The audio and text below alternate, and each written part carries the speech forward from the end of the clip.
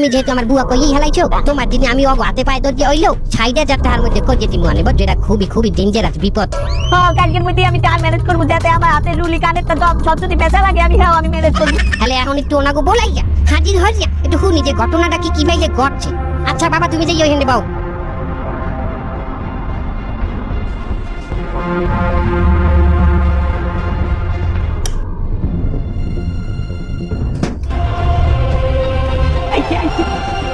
আসসালামু আলাইকুম। তোমার ছেলেকে ক্ষতি করা হয়েছে, তোমার ছেলের সাথে সাথে তোমাকেও ক্ষতি করা হয়েছে। তোমাদেরকে যে ক্ষতি করেছে সে তোমাদের আশেপাশেই থাকে। সে একজন মহিলা, যে জিনকে দিয়ে ক্ষতি করা হয়েছে আমি তাকে চিনি।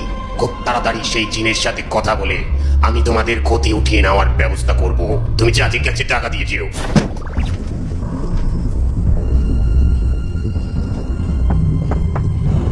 এই কাম আই ধুইতে শুরু হতে হইবে।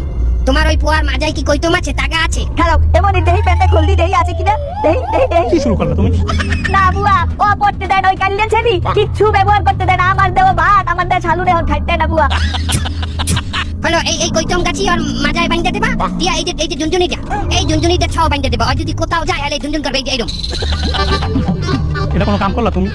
আমি চাকরি করি না এখন এগুলো মাজায় বাইন্দা যাবো ঝুনঝুনি জ্বলবে সারা দেখলে কি করবে? ওরে খেতে হইতে বাঁচতে হইলো ওই ডাইডিলার দিয়ে বাঁচতে হইলে করতে হইবে। আমি তোর ভালো চাই, আমি তোর জন্ম তো কি আমি কি তোর খারাপ চাবো? আচ্ছা বুয়া যাই। আসসালামু আলাইকুম। এলো তোরে লই আমি দেখছি।